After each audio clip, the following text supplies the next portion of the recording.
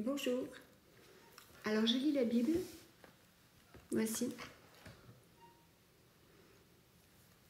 Je lis dans l'Ancien Testament le livre de l'Exode. Le verset 1, 2, 3, 4. Et je lis donc les 12 tribus qui sont dans le peuple d'Israël. Donc au début, on a vu la liste des noms. Et en faisant le décompte, eh bien, il n'y en a que 11. Alors, je vous pose la question, qu'est-ce qui se passe? Le premier chapitre du livre de l'Exode. Donc, cela signifie qu'avant, nous avons le livre de la Genèse. On est dans l'Ancien Testament. Alors, Exode, c'est peut-être ce signe-là, c'est la sortie d'Égypte. Et Genèse, voici le signe, c'est le commencement. Et il en manque un.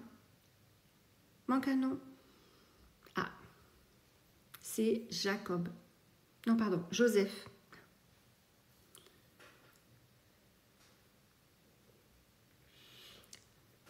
Donc on a le patriarche et les 12 tribus. Le patriarche, c'est Jacob.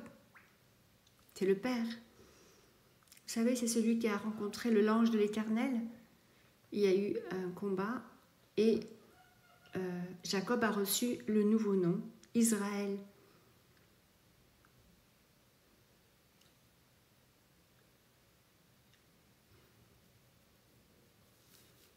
Donc on lit que Jacob, avec toute sa famille, est arrivé en Égypte.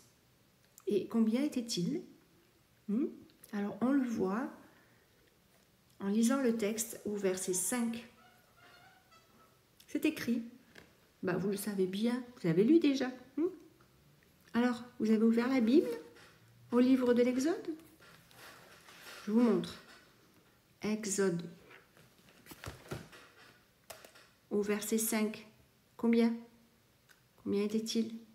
Ah, 70. 70 personnes. Et au verset 6, on y lit que Joseph, ça y est, Joseph est là. Ah, voilà, il est là.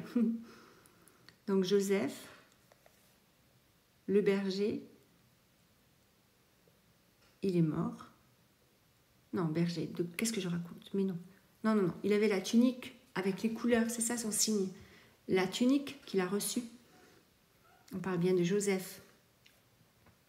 Donc Joseph meurt après des années, comme toute la génération de l'époque du peuple d'Israël, donc, est morte, est décédée.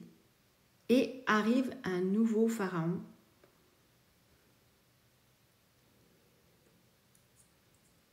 Et ce que l'on voit au verset 7 aussi, c'est important, c'est que le peuple s'accroissait énormément. Voilà. Vous continuez la lecture.